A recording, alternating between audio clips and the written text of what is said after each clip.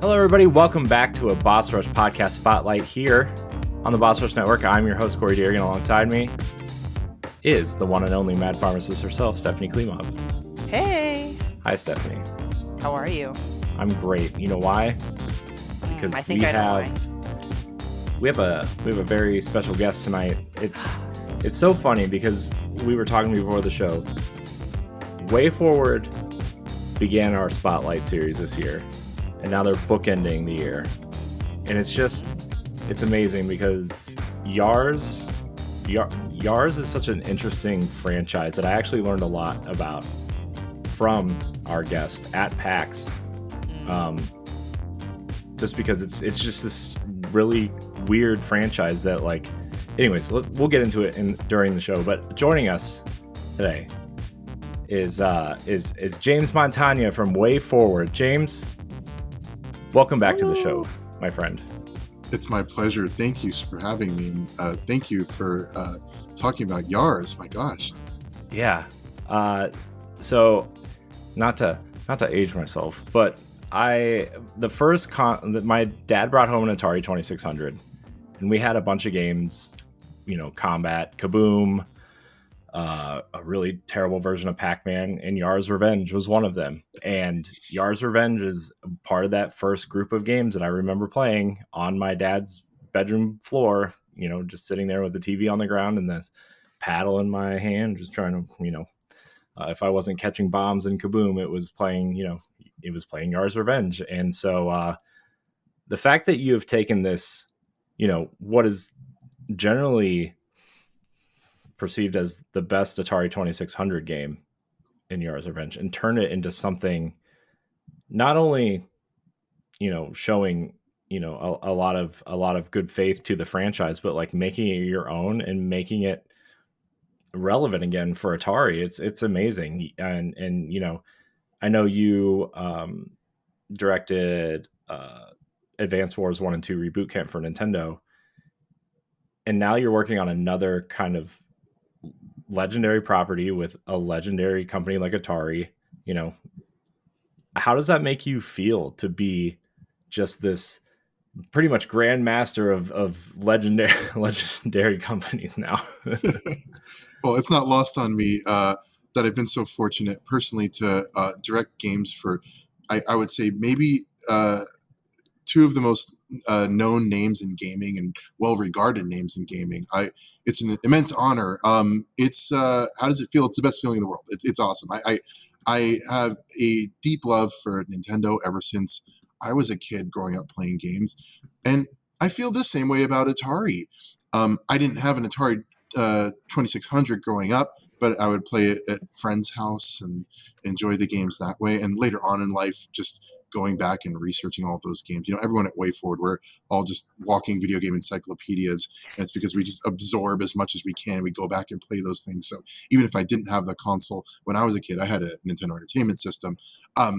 I, of course, went back and I played and absorbed as much of the classic Atari games as I could, just a little bit later on in life, or just exposure through friends. And these games are so special to me too. So to be able to be a part of that with Nintendo and to be a part of that with Atari, it's great. And it was my dream as a game designer to work with these companies and somehow manage to be so fortunate as to accomplish it. So it's it really is great, and I don't take it for granted ever. And that's why we work so hard to create these games for them as our partners and friends. We've developed these relationships with these companies. We don't want to let them down, and we want to make something special together. And so that's what we strive to do with projects like Yars Rising. I was going to say, this is definitely not your first rodeo. Do you still feel any bit of pressure when it comes to reviving iconic IPs? Yeah, but it's a fun pressure. We have a great time making games because when you're creating an entertainment product, if you're not having fun, I feel like that could be felt in the end result, right? So we have to have a good time with this. So, as you say, Steph, there's definitely a pressure to it, but all the same, we're enjoying the process. It's hard work, but we take great pride in it. And in the end, we want to make a game that we can have a great time playing ourselves and we can share with other people. And, we're all just entertainers. We want to delight and put smiles on people's faces, and that's really the goal, and that's sort of the focus. So yeah, there's a pressure, no doubt about it, but it's okay. It's all part of it. Nice. The one thing I kind of want to ask you about, since you're kind of part of Atari's resurgence and kind of they're in this, kind of interesting phase where they're kind of coming back into, becoming a major player in games. I mean, not necessarily at the AAA level, but in a really nice, comfortable, interesting position where, I know they, Digital Eclipse just released Rita's the Power Rangers game, which is really fun. Yeah. And they've been releasing the Recharged series of their classic games, and I think Neo Sprint came out this summer, I guess. How does it feel to be part of that kind of Atari revival and actually kind of, for a while they were kind of like, oh, the logo's on the hat, you can go buy that at Walmart, and now they're putting out these quality games that people are just talking about, and maybe they don't even realize that it's Atari, Right. Yeah. Being a part of that's a really interesting experience because we've seen Atari from the very beginning and what they used to represent, what they came to represent. Of course, there was a time where people just associate Atari with like, oh, that's so old, and like it's now apparel. I'm going to wear it on a hat because it's an old school nod to the gaming roots, and that's not lost. But I think Atari has changed hands over time and evolved in different ways, and now it's at a point where, under the leadership of Wade Rosen, the current CEO, I can tell that there is this new momentum that they're building up, and it feels to me like the concept is, well, yeah, Atari is like one of the most like known names in gaming, like we mentioned earlier, but like, how are we going to get back in the conversation of current gaming? There's no reason Atari shouldn't be part of the conversation with the current day big names of gaming when you think about the legacy that they have. And so it's about creating this new sort of direction where we're making games that leverage that history, but can stand toe to toe with the products of the modern era. It's modern gaming, and it's being part of the conversation again. Seems to be the direction that under this new leadership, this new CEO that Atari is taking, and I think it makes a lot of sense. And it's sort of the vision I feel like we were sort of rallying behind in creating Yars Rising. This is a very, very classic franchise, but now we're going to make a game that can exist today and has that bit of the history intertwined and fused in it, but also is absolutely modern. Yeah, it definitely feels really like it has a little bit of it. To me, it reminds me a little bit of like Mega Man mixed with like obviously the Metroidvania stuff is kind of there, but also you've put this really interesting twist on just how the game feels to move around and feels to just play. And I think there's something to WayForward games that there's just a I don't know what to call it, the magic, I guess, of like they always just feel good to play, because like you could have the most beautiful looking game, even the 2D games, right? And sometimes you play it and you're like, there's something off about this. Whether I love a WayForward game or like it just a little bit or whatever, like I can never complain that it doesn't feel good to play. And this is this is amazing. Oh, thank you so much for saying so. Yeah. It's a special focus, I think, for us to make sure that when you pick up the controller and you manipulate what's on the screen, that it just feels good. It feels sensational. It feels satisfying. And we think about that with every game we do. An example that comes to mind is Advance Wars 1+2 Reboot Camp. We engineered a specific type of HD rumble feedback. So it's stereo rumble in the left and right Joy-Con. So as you move the cursor on the board, you'll feel like a tick, tick, tick, tick, tick sensation, like a ratcheting sensation as you move the cursor. But when you move it to the left side of the screen, when you're holding the Switch, you start to feel it in the left Joy-Con more, the amount of force that we use. And then when you move it to the right, you start to feel it in the right more. And if you're in the cursor's right in the middle of the screen, you feel it in the middle. And we didn't have to do that. But by creating this like stereo rumble that can kind of like move from left and right, like in your hand, the sensation, it just feels so much more immersive. It feels fun to manipulate, the most basic thing you do. And so similarly for games like Yars, we're thinking about what should the sensation for jumping be like? What should the sensation for running? What's the right way to feel like a deceleration? And when you interrupt a shoot, what should that sensation be like? Every little detail, we fine tune it so you get that sense of good feedback, satisfaction. It feels like just fun can be had manipulating the character. Then I think we're on to something. So I'm glad you pick up on that.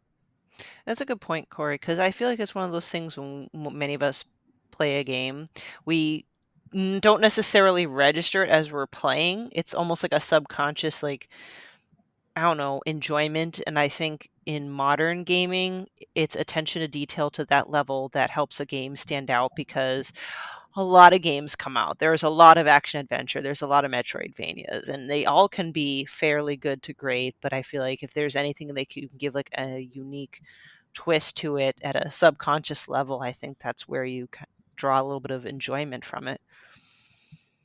Yeah. The going back to the rumble in the Advance Wars, like I can't tell you how many games on Switch when you play it in handheld mode, like the Joy-Cons just vibrate as loud and as much as possible when you get hit, and there's no rhyme or reason to it. And that's why I've been paying attention to WayForward a lot more in the last year and a half, is because of the attention to detail. It is a very Nintendo-esque, a very Disney Pixar-esque attention to detail, and it means a lot, if you, I always kind of think of the phrase like, if you're not complaining about anything, it must be great, right? Like, so like it's just amazing, the attention to detail to the little things. And even getting into Yars Rising, like even the Easter eggs and the, when we were talking at PAX West, like the save points are the 70s Atari arcade cabinets, which are really, that's such a cool, unique kind of thing that, I don't know, 10% of the 20% of the people may recognize or remember, but like you did it anyway, right? Because those 20% will recognize it. And that's a detail that people will remember and talk about, 5-10 years from now. Oh yeah, remember when that Yars game came out? They had all that Atari detail in it. That's awesome. Or like the oh my gosh, the Missile Command boss, right? Like it's amazing. It's just, there's so many cool things in that game that just not just Yars history, but Atari history. And I have to commend you and the team for doing all of that work to, whether people recognize it or not.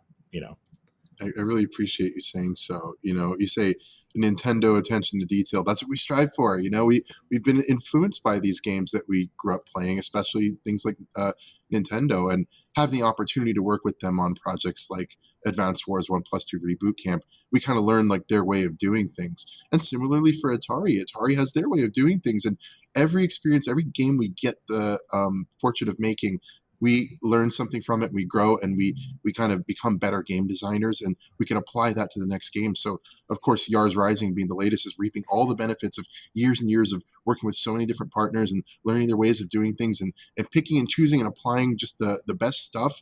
We get better at this every time.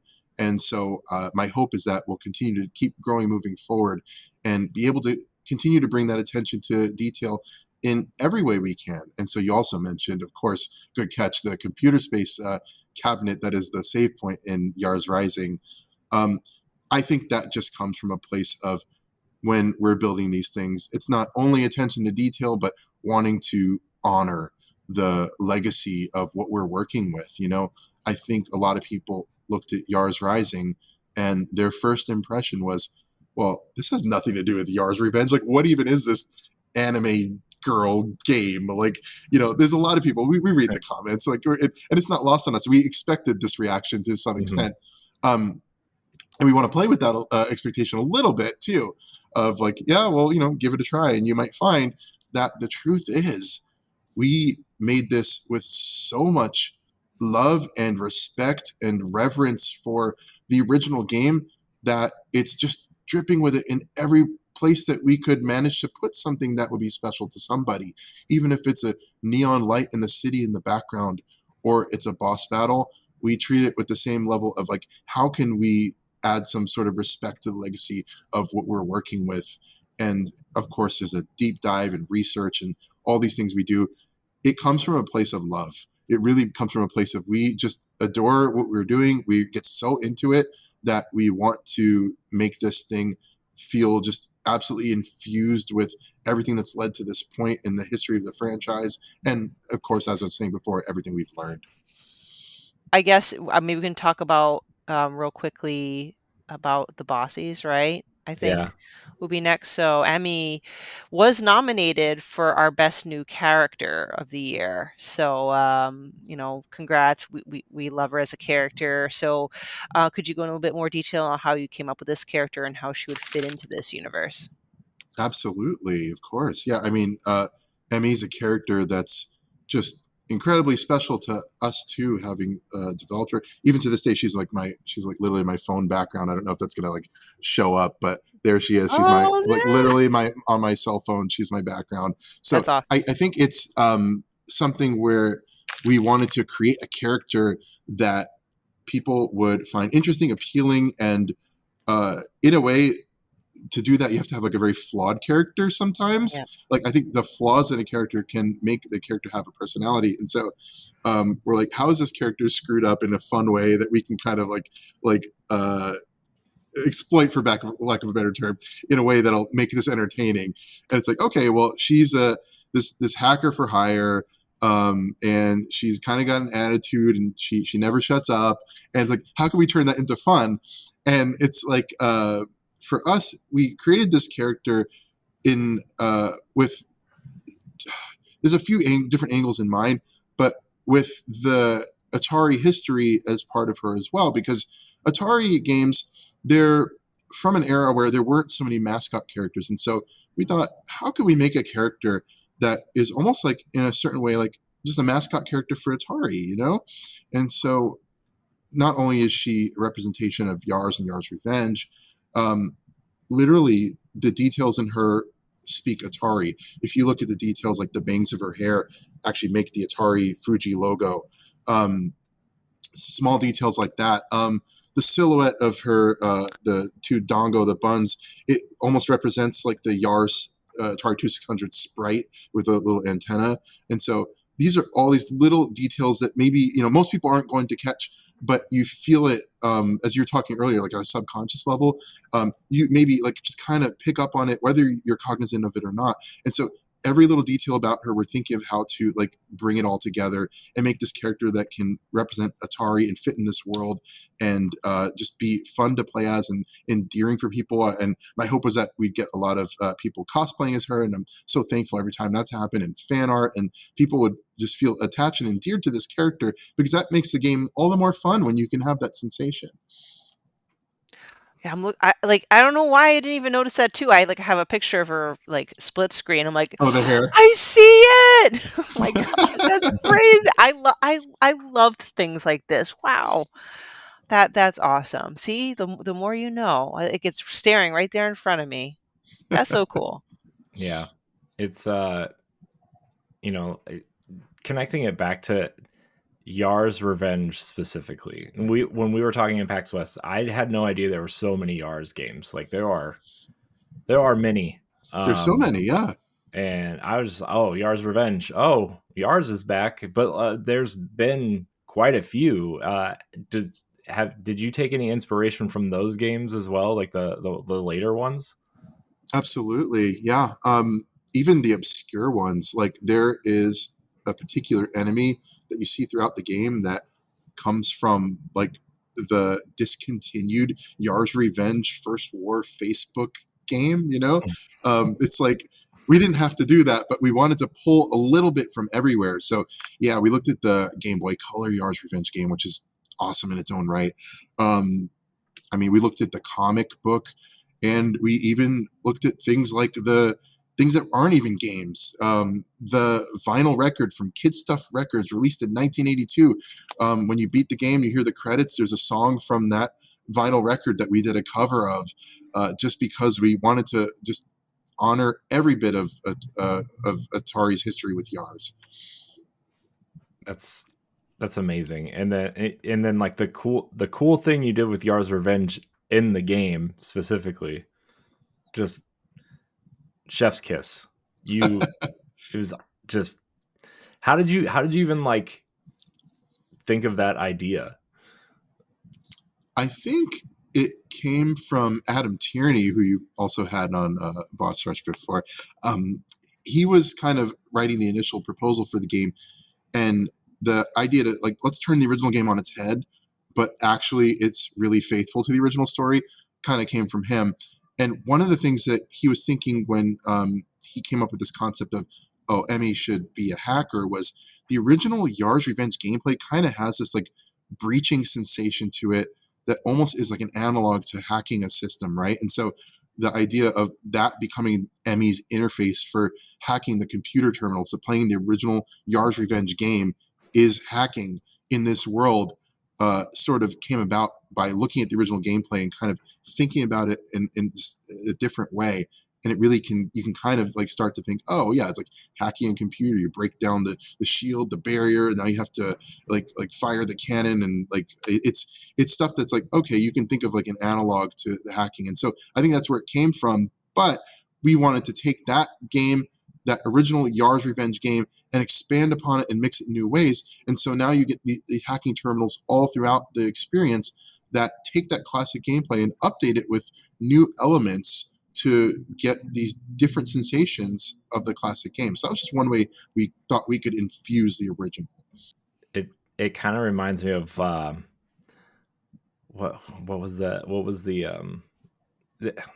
there's so many different games that have little mini games, but like I just feel like this was one of the better ways of incorporating like the older versions of the games into the game that you're making, because it makes sense, right? Like you said, it makes sense in this world to be doing that and hacking in this universe that kind of, some people might not think it belongs, but it totally does. It just totally works. And I love it. I'm thinking about it right now. Like, even the later ones, as it gets harder and you're like, just thank you for putting that in.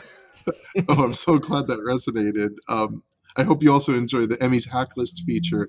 Off the main menu of the game, you can, of course, go back and replay any of the hacking challenges that you experienced throughout the adventure to enjoy them and master them without any special biohacks equipped. So it's definitely a more challenging experience to start filling out that checklist and enjoying them once again. But that's also another feature that we're really happy to be able to incorporate, so that maybe some people, like, they only have a few minutes, they're on the train or bus or whatever, they have Yars Rising in, they could just jump in and experience that without jumping into their save file and have like a short burst of fun. Nice. Yeah, that's so smart to do that. There's a game, I forget what game it was on the Wii U, but like while it was loading, there was like a mini game on the gamepad while it was loading, and it like Really? it kind of reminded me, like going through the menu and doing that, it kind of reminded me of that. I'm like, oh man, That's cool. it's just this game is really unique and special, and I don't know how it did for you, financially or sales wise. I hope it did really well, because I think it's one of it'll probably make it will make my top 10 games of the year. But it's just I think it's a really special game, and like I told you before, it might be my favorite WayForward game. That means a lot. Wow. I appreciate that so much. When I hear things like that, it feels like all the late nights and the effort, the blood, sweat, and tears is so worth it. And I'll pass that along to the team, and they'll be really delighted to hear it too. It'll reinvigorate us, and it'll be the wind in our sails for the next stuff we're working on. So thank you. Absolutely. And I think one of the things, I don't know about you, Corey, but for me, what makes a good game are cool bosses.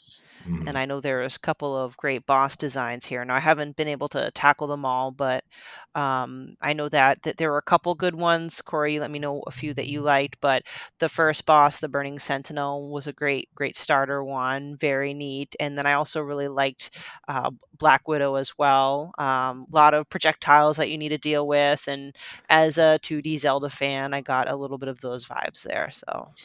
Yeah, kind of like when the blue kind of fire laser things kind of just start Yeah. spreading, and you're like, I don't know if I can dodge Right. this, and you just you just try to you can feel your own body get skinny, try to get skinny to squeeze in between. At least I was trying to. No, I get that feeling. It's like you're moving Yeah, while you're playing the game, but you know that's not really going to do anything for the actual game. Yeah, yeah, it's a visceral response. yeah. That just Yeah, means you're immersed. That's a great feeling to Yeah. have. That's like we look for that kind of thing when someone's playing. If they wince or they like tense up or something like Yeah. that. That for us when we're observing a player, that means they're into it. They're immersed, and it's that's typically a good response. The bosses were a lot of fun to develop. In particular, Burning Sentinel was an interesting one. We knew we wanted to open the game with a bang. We wanted the first boss to be just this big thing on screen. We're like, well, we haven't like revealed the Kotek conspiracy of like there's bug aliens, mutant bug aliens. Like that has not been a thing yet. And so if it can't be a mutant bug, what could it be? It's like, oh, well, what if it's like a giant mech? And it's like why would they have a giant mech? Like, well, it'd be really cool. It's like, okay, all right, I'm following. And we just started building on top of that idea. Okay, so it's like this security defense system. It's basically they have this testing laboratory inside like experimental testing laboratory inside the Kotek building. And if you look at a lot of the background details, you can see that there's a map and it says, or the save points all have names. So it's like ETL experimental test lab. And so we thought, okay, so this is maybe some tech that they're developing inside the building. And so we put all this thought into it, but ultimately we just wanted a boss battle that just you're fighting a huge thing on screen and there's fire and explosions, and we kind of work backward from there of how can we make this fit in. And as far as the other one you mentioned, Black Widow, that's definitely a special boss. That's actually based on an Atari arcade game called Black Widow. And if you check out that game, you'll find a lot of analogs between the arcade game and the way that works and the way the bullets in that work and our boss battle. So even for people that maybe don't know what the original influence was, it stands on its own. But for like the maybe uber Atari geeks that love this stuff, they're going to get something even more out of it and they'll appreciate it in another level. And then the people that learn about it for the first time and make that connection, what we can do is we can bring them in to see what that stuff is. And so they start researching old school Atari stuff and they make that connection. It's like, oh, I didn't know it was like this thing. And through our game, we were able to show people the stuff that we love and we grew up playing that they didn't know about. And so that's a special thing about that particular boss battle that I always like to share. That's awesome. See, like it's all these little bits that we get to peel back and discover. And I do appreciate how a seasoned Atari veteran can enjoy it just as much as someone who's never haven't been familiar with any Atari franchises. So Yeah, it's Corey, how about you with some bosses? Yeah, well, I still think the Missile Command boss is my favorite. I mean, Missile Command. There were two games that I really remember playing with my dad, and one of them was Missile Command. So after the Atari 2600, my dad like swore off video games. Once the NES added the second button, it was no go, right? So, but the two games I remember playing with him were Kaboom and Missile Command. And like when I got to that boss, I had a giant smile on my face. Aww. And then I died. But then like I love the like, you know, the effects that are happening, and then you see, you know, the boss kind of fly above the screen and you're trying to dodge all these things, trying to like, you know, fight this boss while things are shooting you from like, you know, another, you know, like a third dimension. And it's like, oh my gosh, this is crazy. Like that's I think that's probably my favorite part of the entire game, to be honest with you. It was Oh wow. I mean, nostalgia maybe has a factor in that, but what parts of life doesn't nostalgia play a big part in your favorite things nowadays? So I mean, that's all part of it. Yeah, if we could give you that warmth or make you think of playing game when you were a kid, that's all part of it too. That's a side goal. It's a fringe benefit of being able to reference these classic games. And I'm so glad that Atari was open to us making this game a love letter to Atari, and not just stick with Yars, don't touch other like Mhm. IP. We had the chance to work even Pong in, and when you think about Pong as an IP in gaming, maybe one of the oldest IPs in gaming, we had the opportunity Yeah. to touch that and incorporate it. That's an incredible honor. Like the programmer that was working on one of the elements of the game that incorporates Pong was like deconstructing and looking at the way the Pong ball moves in the original one so it would feel authentic to Atari's Pong. You know, a lot of people have done Pong-esque games over time, but the way Atari's Pong works is a very specific way. Pardon me. And so we had to research that pretty closely, Mhm. but it wasn't lost on us. So like that programmer approached it with such reverence, like, oh my gosh, I'm like working on the oldest IP in gaming. It's like, yep, you Mhm. are. And so for something like Missile Command you brought up, that's something that I also played that one when I was a kid. And I remember just the sensation of getting overwhelmed, juggling these things falling from the sky. And like, wow, that's such a feel good sensation in the game. It's a sense of tension and drama. And I thought if we can make a boss battle that harkens back to the sensation that I felt as a kid playing Missile Command, we might be onto something. Sounds like it paid off. Well, you did. I'm gonna, you did. Right. And just everything that you said, it definitely seems that Atari was definitely a wonderful partner with regard to letting you guys have a creative license with the elements you chose to incorporate into Yars Rising. Yeah, because sometimes you look at these, not WayForward projects, but just in general, like a studio gets to work on a classic IP, but they're very constricted and very, stick to the script, and the one thing I wanted to say at the top of the show, and this is probably the perfect place to talk about it, is what this game kind of feels like is what Astrobot feels to PlayStation. It really feels like a Mm. total love letter to the history of Atari, the great games that came to that platform in the 80s, and just, you know, I think it speaks to the revival of just Atari as a brand, and WayForward being a huge part in kind of bringing that back. And it's, you know that's the feeling that I get when I was looking at our games of the year, and kind of looking at laying out all the games that we were going to talk about at some point in the future for our top tens, and breaking down our award show that's coming up, right? Like, Yars Rising to me is right there with Astrobot. And if Atari was bigger, I feel like more people would be comparing it to Astrobot in terms of the love letter and the history. Mm. Wow, thank you. It's incredible to hear. I have to say, Atari indeed was a really wonderful partner to work with in developing this. We couldn't have made a game like this if they weren't as flexible as they were. Mhm. There were so many times where we would just have a crazy idea, and it was just like, well, you'll have to trust us, and it's it pans out in the end when I hear things like this. But it to suggest doing a boss that's literally Missile Command, and you're going to have like cheeseball rock 80s music in the background, and it's gonna have like explosions and fireworks. So it's like some publishers could ask like, well, why, and pick it apart. They were never like that. Atari is so chill. They're just like, wow, that sounds cool, can't wait to see it. Like, they'll see it on paper, they'll maybe offer some wisdom to help us along, and off we go. And they really trusted us for this. And that is why we were able to make something like this. It's really a testament to the relationship between WayForward and Atari that they entrusted us to do this. Yeah. And that's a kind of a really great thing about Atari's leadership, right? Wade Rosen, the CEO, right? Like, I feel like they've made a lot of great decisions in the last I don't know, 5 years, maybe more, right? And um, I just love that they let you play with this IP. I love it.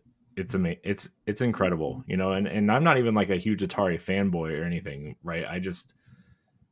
I like when companies allow studios to play with their history and have little Easter eggs. You know, Stephanie talked about it earlier, you know, and it's just it's wonderful to see companies celebrate their history in really cool, unique ways. And the fact that you got to do that was unbelievable. I can show off this. Please, Yeah. We have yes. the Yars Rising comic book, and this is now at brick and mortar comic book stores. I think across North America.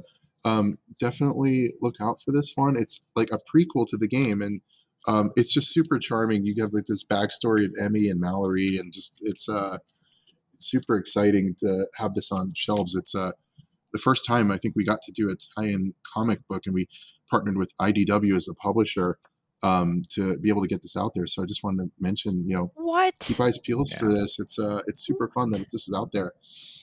Okay, Um, that's awesome. A Yars Rising comic book. Is that right now currently like a standalone issue? yeah, Since it's it's a a prequel? standalone. It's a standalone. It's a one shot, as they like to call it. Okay. And the other thing is, right now, if you're in Southern California, there's Yars Rising ice cream Mm. flavors at the ice cream parlor in I think it's Garden Grove. Soon Scoops. We have Kotile Cola flavored ice cream. Emmy has a flavor. It's Emmy commits cybercrime lime, and it's a guava lime flavored ice cream. It's the color of the scoops are like Emmy's like hair dongo. It's like her hair color ice cream. It's delicious. And then we have wasabi maple. It's called refreshing wasabi maple flavored ice cream. Of course, a nod to in-game Yars Rising. The character Refresh's favorite chips are wasabi maple chips, and so we partnered with Soon Scoops. And if you go there now, I just got to try these ice cream flavors for the first time yesterday. They're so weird, but they're all super good. Yars Rising inspired ice cream flavors, and you get like a little sticker on your spoon of a Yars Rising character. I got Mallory and I got Key in here, so Oh, it's so fun. just wanted to mention that. So the What? reason I bring these things up is I need. because there's Oh, still so gosh. much love behind Yars Rising. We're pushing it more and more, and so we're trying to find ways to celebrate it besides just the game itself. Corey, you and me, we need to take a road trip I to know. California to try this ice cream I know. because I Road need. trip. Yeah, road trip. The last question for me, it seems like you have very clearly put your stamp on this franchise. Would you consider making a sequel or like expanding this universe at all? Of course, absolutely. I think if there was a demand for it, or if Atari asked us to do something like that, absolutely, we'd be ready anytime. We had so many ideas. Anytime you make a game, you're just full of concepts, and it's impossible to realize all of them. You just can't do it. But if we had the opportunity to revisit Yars right off the bat, there'd be so many things we'd want to achieve. I already know things that we'd want to do that we were not able to accomplish for the first game that we'd want to do if there were ever another one. So I would say absolutely yes if there were interest in that. And the best way to have that happen would be the more players that can enjoy Yars Rising and purchase the game. Atari will feel that and be compelled to want to keep it going. So the short answer is yes. I'd be stoked to do that. And in either way, whether that happens or not, we had so much fun making this game, and we want to continue to support it. You never know what happens. Maybe it would be a completely different spin on it. Maybe it's not Emmy's story anymore. Maybe it's a different character, or maybe we learn more about Emmy, and who knows. But we have a great time working with Atari. We would work with them anytime on anything they asked us to work on. They're awesome. So yes, absolutely, and who knows what the future holds. Nice. I actually do have one last question. It just Sure. maybe it's Monday brain and my mind buffers, so sometimes it takes me a while.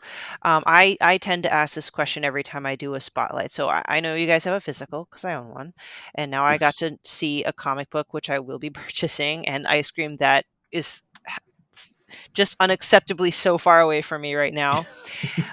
If you were to have a no budget, no restriction, means to create your own Yars Rising Collector's Edition or Deluxe Edition, what would be your ideal set? So obviously you have the game. Would you do, like your stickers, pins, but even like more creative stuff? Like, is there anything, or like a soundtrack, like OST? Yeah, Like, absolutely. what would you want to have in that deluxe edition? I really like this idea of, I had this idea a while back, like instead of doing the soundtrack on a CD or something like that, a thumb drive with the soundtrack on it would be super cool. So you just plug it into your USB port and just all the files are there, lossless quality, CD quality, just the music from the game. And the music in this game is such a special thing that being able to highlight it that way would be really cool. So Yeah. if I were going to do some sort of special edition, ideally, that would be maybe the first thing. And then you get the cool USB drive. I love figures. My desk over here, that I just have figures everywhere. So I think I would be pretty excited to have like a little Emmy on my desk one day. So that'd be a dream as well, a figurine of some kind. And gosh, that's already a pretty great special edition in my opinion. The game, the USB drive, the And a figure. little figure, yeah. Yeah. And they'd probably package in the comic too, because I think that's the comic, what always yeah. I'm a big fan of an art book. Art book, I'm gonna throw that out yes. there. Yeah, some of the earlier prints of the comic, we had like a bunch of like really early concept art of Emmy, and there's just so much there that we like didn't get to like share with people, and maybe we'll find some excuse to share it like on social media or something like that. But there's just concept sketches of characters like you see Burning Sentinel, cool. Philip on. There's so much there. So I think we could easily fill an art book. But in lieu of that, I'm gonna see if we can share some of that concept art on social media. So look out for WayForward's accounts, and we can show you some of that stuff. That. Yeah, cool. Oh, thank you. Well, James, thank you for taking the time tonight. This was awesome. I always enjoy talking to you about all the stuff you're working on and WayForward's working on, and learning about Yars at PAX with you was just awesome experience. So thank you for your time. We're going to let you get out of here. But before we do, where can people find you? Where do you want people to go to get Yars Rising? It's everywhere. So yeah, we tried to get it on every platform we could. So first and foremost, thank you so much for having me. It's an honor every time. I'm always delighted to see you all. Yars Rising, you can pick it up on the Nintendo eShop. It's on PlayStation 4, PlayStation 5, Xbox One, Xbox Series S and X. You can get it on PC, on Steam, or the Atari VCS if you have one of those. Definitely check it out. Pick up the game. I hope you'll enjoy it. And there's physical copies of the game on Switch and PlayStation 5, which Steph has, which is awesome. I'm so glad you picked that up. And I think as far as where to find me, the best place to hit me up would be on social media. I'm on Twitter or X at James Popstar. So feel free to follow me, say hello if you played Yars Rising. I'd love to hear your thoughts. And then follow at WayForward on all the social medias, and we'll keep you up to date on the latest cool stuff we're working on. And there's so much cool stuff I can't wait to share. The last time you all were on, Adam was teasing us with stuff, and I'm like, you got to stop. I'm gonna hang up. I remember that. I was like, come on. James, thank you for joining us, and thank you everybody out there for joining us on this final spotlight of 2024. Go purchase Yars Rising, available where you play video games. Thank you all so much for watching and or listening. Like, subscribe, share, rate, and review wherever you listen. You can find us on Patreon, patreon.com/BossRushNetwork. And we will see you next time. Goodbye. Bye. If you want to see how you can become a Patreon producer, head on over to patreon.com/BossRushNetwork. The Patreon producers for this month are Adriel Munger, Austin Campbell, Celeste Roberts, Christian S., Sana Dierig, Francisco Santillan, Matthew Keel, and Todd Oxtra. Thanks for your continued support of the Boss Rush Network.